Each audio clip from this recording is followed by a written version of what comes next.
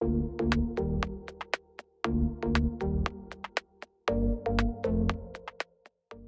já trabalho há 13 anos na Câmara dos Deputados e antes disso, os 10 anos anteriores, foi como repórter vindo cotidianamente a essa casa.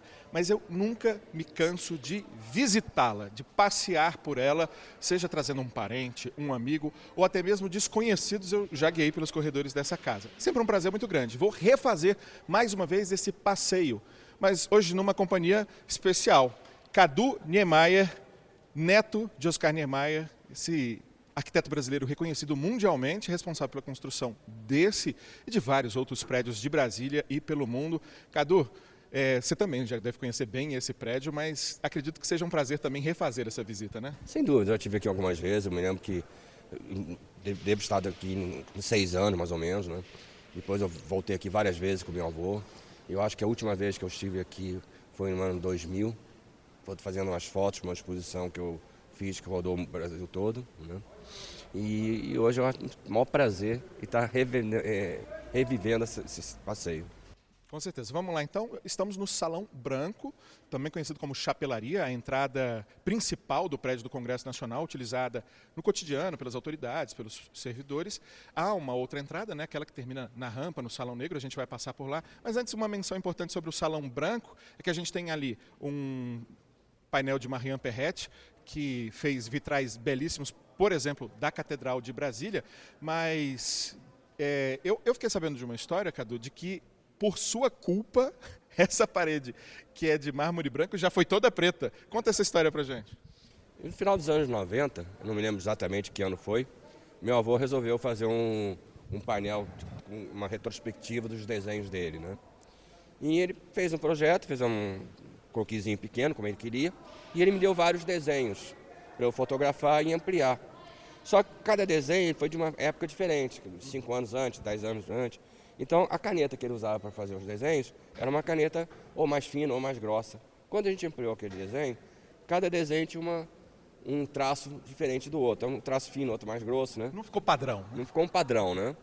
Aí chegamos aqui, montamos o painel todo, colamos o painel todo fotográfico aqui, parede branca com os desenhos pretos, tudo pronto. Meu avô chegou aqui por volta de 1h30, 2 horas da manhã, sentou numa cadeira ali, ficou M. Né? Usou um palavrão. Usou um palavrão e pinta tudo de preto. E foi feito. Aquela noite o painel foi todo pintado de preto, né? E posteriormente... E você perdeu sua exposição. Eu perdi minha exposição. Posteriormente foi tirado os painéis colados, né? Que era um painel de tipo um isopor, não era bem isopor, era uma espuma, né? E foi retirado e o mármore foi pintado de preto, que a gente ia fazer outra exposição diferente em cima. Mas essa exposição nunca foi feita. Uma coisa interessante. Bom, como eu disse, o Cadu foi na década de 90, ficou assim, pintado de preto até ali, meados dos anos 2000. Lembro de ter visto várias vezes essa parede pintada de preto, nem sabia que era mármore por trás. E depois veio não só o mármore belíssimo, mas o também belíssimo painel alumbramento da Marian Perret, que ficou muito tempo guardado, porque tinha passado por um processo de deterioração e não tinha sido devidamente restaurado, e hoje ele orna, enfeita. Aqui você vai ver várias escadas, porque Niemeyer adorava uma escada e uma rampa, né? Pois é, todo projeto dele tem que ter uma rampinha e tem que ter uma escada. As rampas, as curvas, a fluidez, que é algo que ele dizia muito se inspirar na natureza, nas curvas das mulheres, inclusive, como Gaudí se inspirava na natureza, nos bichos, nas árvores, ele se inspirava na fluidez que a natureza nos mostra. Né? Nas montanhas, nos rios, né? Na onda do mar, no corpo da mulher, né? Que nem ele dizia, o mundo é curvo de Einstein, né? A gente está aqui na parte onde ficam os órgãos de direção da casa, a primeira, segunda, terceira, quarta secretaria, onde a gente estava, e também onde fica a TV Câmara. E alçando os degraus, a gente chega ao Salão Verde, que é, do ponto de vista político, sem sombra de dúvida, o mais importante, porque é onde acontecem as conversas, as entrevistas, né, onde a imprensa se acumula. Vou pedir, inclusive, para o nosso repórter cinematográfico mostrar um pouco ali o Salão Verde, onde tem um ensaio do Anjo do Sesquiate para a Catedral. Ao fundo a gente tem de Cavalcante com os Candangos. E tem esse painel belíssimo aqui, que é uma das marcas, que é o Ventania. Mas uma coisa curiosa, né, é que Isso não existia até 1970, né? Porque o Niemeyer pensou esse prédio olhando tanto para a Praça dos Três Poderes como para a Esplanada dos Ministérios. Eu acredito, e o senhor conhecendo bem Niemeyer, ele não deve ter gostado muito de ter que refazer parte do seu projeto original, né? Com certeza. Eu me lembro que na época ele, ficou meio chateado de ter que fazer isso, né? Mas não teve jeito, né? Teve que aceitar, né? Explicar para você o que acontece. As lideranças partidárias, especialmente os assessores das lideranças partidárias, para ficarem mais próximos do plenário Ulisses Guimarães, eles ocupavam muito espaço aqui, uma ocupação parecida com a que o Senado faz ali, ocupando a maior parte do Salão Azul. Niemeyer não gostava daquilo e acabou se convencendo da necessidade de ampliar em 15 metros o prédio, portanto ele perde a visão da Praça dos Três Poderes, mas ganha os gabinetes das lideranças, onde até hoje funciona a liderança do MDB e a liderança do PP e do Democratas, que são partidos que resultaram dos antigos partidos do bicameralismo, aqui MDB e Arena. Mas vamos continuar nosso passeio, Cadu? Qual a sensação de voltar a esse lugar aqui que você vê muitas vezes no noticiário, né, acredito, mas que para você deve ter um gostinho até de um certo sabor de infância, né? Já que você esteve na inauguração aos 6 anos de idade. Eu sempre me identifico muito com Brasília, né? Eu acho que Brasília é a minha cidade, né? Eu morei aqui 11 anos, né? E considero assim minha cidade do coração, né? Apesar de eu morar no Rio, né? E sempre é um prazer conhecer voltar a Brasília e visitar os projetos do meu avô, né? Esse aqui é um dos ícones da arquitetura, né? O Palácio da Alvorada, o novo Palácio da Alvorada, a Catedral, né? Ele tinha um preferido? Tinha, esse aqui. Esse aqui? Esse aqui é o preferido dele, né?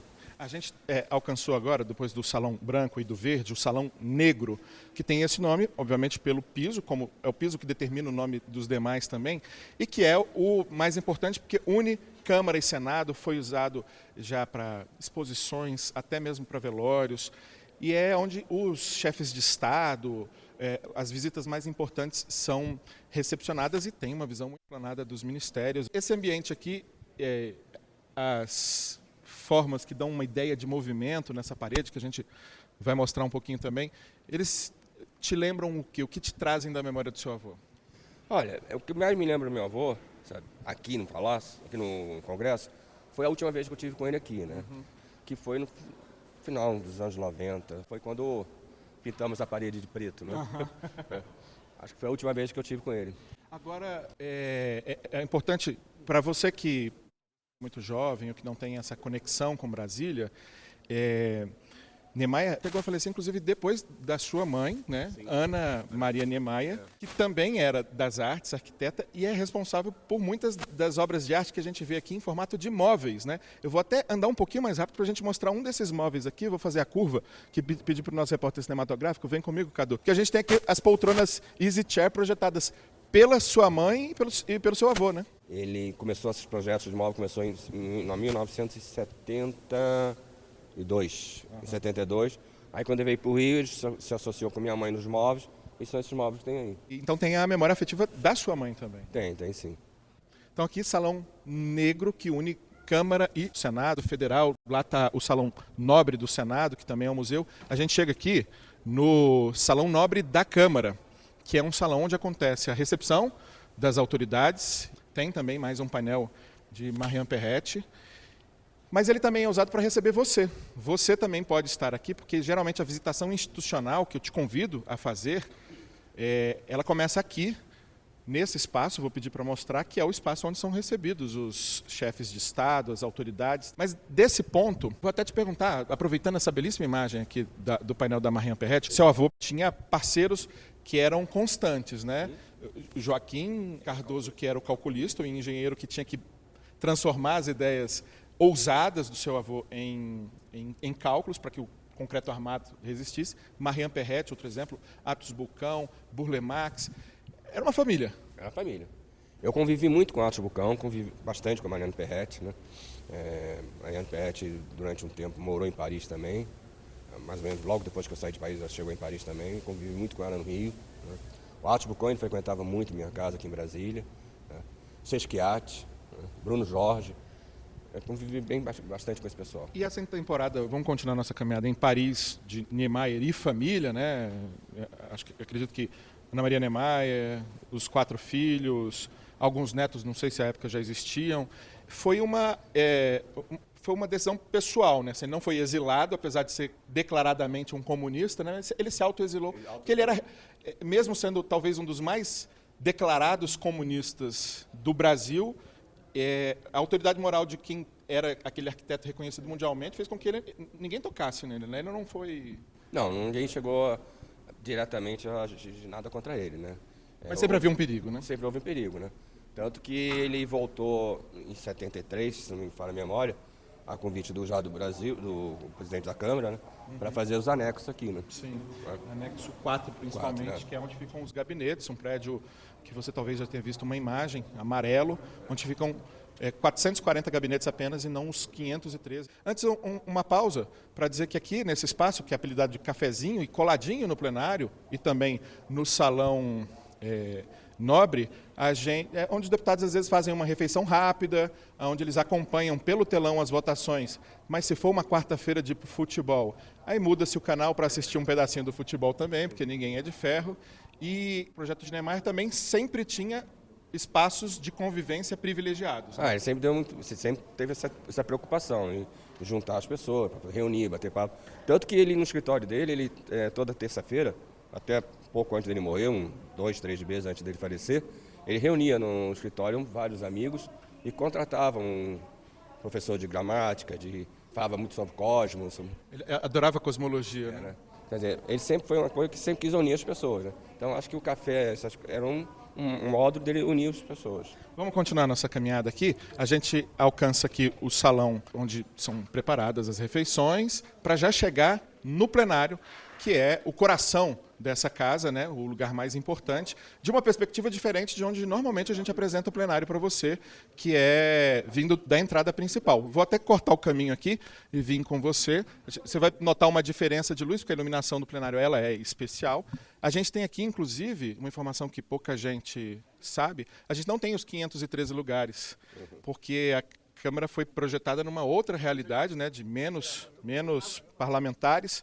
Então, e recentemente foi aberto espaço para que os deputados que estão sempre ali disputando os microfones possam ter um pouco mais de conforto. Então a gente tem aqui 375 lugares. E algo interessante que eu quero mostrar para você, pedir para o nosso repórter cinematográfico mostrar o equipamento que é utilizado para os deputados colocarem a sua senha, a sua digital, para votar. Mas hoje tem mais tecnologia disponível. A gente não tem os lugares não são fixos aqui para você votar, para o parlamentar votar, mas hoje eles podem votar por meio de um aplicativo chamado Infoleg Parlamentar, desenvolvido pela Diretoria de Tecnologia da Casa, que também exige a biometria ali no celular do parlamentar para que ele vote, ninguém possa votar por ele, e permite que ele vote de outros pontos da casa, mas ele precisa estar na casa, ele precisa ter registrado presença aqui. A gente vai entrar num lugar um pouquinho apertado aqui, e é um lugar que não é aberto à visitação geralmente, Cadu.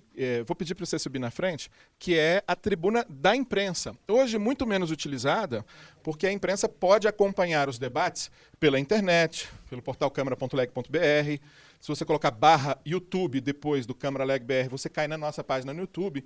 Então é possível acompanhar remotamente todos os debates que são transmitidos, né, com uma riqueza de detalhes, com informações complementares. Então, essa parte da tribuna da imprensa já nem é tão utilizada assim. A gente vai seguir um pouquinho, porque a gente vai chegar num lugar muito especial, que é a plataforma do Congresso Nacional.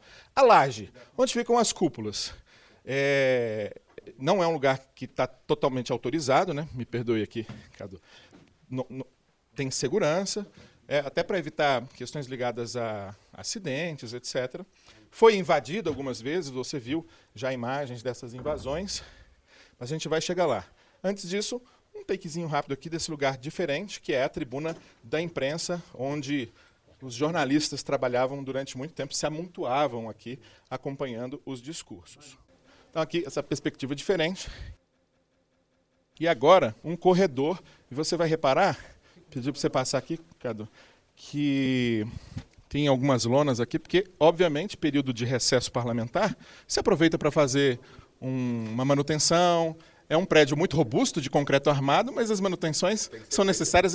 Inclusive, você administra o escritório do Niemeyer e esse é um dos principais papéis do escritório hoje, é cuidar do legado do seu avô, né? Exatamente. A maior preocupação do escritório é exatamente manter o legado do meu avô. E imagino que isso traga uma demanda relativamente alta. É uma demanda muito alta, cansativa, sabe? E a gente está tentando o máximo possível, sabe, de fazer um levantamento das necessidades, sabe, de questionamento, de o que você precisa de manutenção, de urgência, né? A gente está fazendo esse levantamento.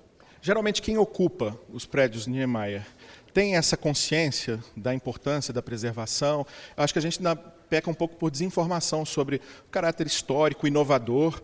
O seu avô marcou uma mudança muito importante na arquitetura mundial, que foi o uso muito ousado do concreto armado, que não era utilizado por ninguém na forma como ele usava, né? Será que as pessoas têm consciência do que isso significa? Porque hoje todo mundo, né, usa um concreto armado das maneiras um pouco mais ousadas, mas ele inaugurou esse processo. Eu acho que hoje em dia está mais que claro que naquele que criou essa forma de concreto, né? Essas curvas, esse vão livre enorme, né? Prédio que tem 70 metros de vão livre, sem uma coluna, né? Prédio suspenso, que você olha por baixo não tem nada segurando praticamente o prédio, né? Aqui a gente tem a PGR, né? Na Itália tem o Andadoli, né? Vamos continuar? A gente vai chegar aqui no ponto alto das cúpulas. A gente está na época mais iluminada de Brasília, céu de Brasília totalmente azul, nenhuma nuvem. Você também tem essa relação com o céu de Brasília e um pouco mais da sua relação, tendo morado aqui, tendo vivido aqui, tendo esse privilégio de passear pela cidade e ter lembranças do seu avô e da sua mãe. Olha, assim, não tem nem palavras para dizer isso, sabe? Para mim, assim, Brasília, cada vez que eu venho a Brasília, sabe, é uma emoção, sabe? Entrar nos prédios projetados do meu avô, cada dia parece que eu estou entrando pela primeira vez, sabe? Eu acho que eu nunca entrei como se fosse assim, olhando a obra de Oscar, tá? Uma coisa do meu avô, né? Uhum. Que eu era muito ligado ao meu avô. Vou pedir para os meninos, inclusive, continuarem aqui o círculo para a gente mostrar essa cúpula, que é fascinante para mim, porque ela não é só bela, né? Essa cúpula aqui é muito interessante, que ela está apoiada, né? Parece que ela está flutuando, né? É realmente uma coisa espetacular, né? Vou te convidar para a gente fazer uma coisa que eu nunca fiz, que é alcançar a rampa. Esse reto de fora, mas tem uma curvatura para permitir que a água escoe, né, na direção da captação. Como também acontece lá em cima, parece reto, mas há também uma curvatura que permite que a água seja captada. Além de muita arquitetura, muita engenharia. Ele pensava nas saídas que o engenheiro precisava construir, né? Adiantava um pouco esse trabalho do engenheiro. Ele sempre foi muito ousado, né? Eu me lembro que ele fez um projeto uma vez, que era o Museu de Música, lá no Rio, e ele levou para um calculista francês calcular. E o calculista disse, olha, eu não tenho condições de calcular, estou muito idoso, né? E é um balanço muito alto, muito grande. Um balanço, para quem não é da arquitetura, é aquele vão livre, né? Aquela parte projetada que não tem coluna, que está meio flutuando, né? E aí ele ficou com medo. Aí ele veio para o Rio e o calculista nessa época era o Seu Kind, ele fez o cálculo. Então realmente meu avô ele exigia muita experiência do engenheiro e dos calculistas. Na época ele trabalhava mais ou menos com o limite do que era possível, né? O que na época era muito ousado, hoje já é o normal e ele desbravou esse caminho, né? Você sabia o limite da engenharia onde podia chegar. E o Joaquim Cardoso, acho que talvez o principal parceiro quando o assunto era cálculo, ele também acabou virando uma grande referência para a sua área, né, dos cálculos de engenharia. Bom, aqui a gente vai terminando agradecendo muitíssimo a você. Eu tenho trazido alguma informação legal, sabe? Porque eu sou muito tímido, né? Eu sou muito tímido para falar, né? Acho que todo fotógrafo, né? Como eu sou fotógrafo, né? Acho que todo fotógrafo, quando está na frente da câmera, fica tímido, né? Obrigado mais uma vez, Cadu Niemeyer, por ter emprestado essa memória afetiva para que a gente conhecesse mais. Aproveitando para que você, que nos acompanha aqui pela TV Câmara, também conheça um pouco mais desse personagem e especialmente das obras que ele levou para a gente e particularmente dessa, o Prédio do Congresso Nacional.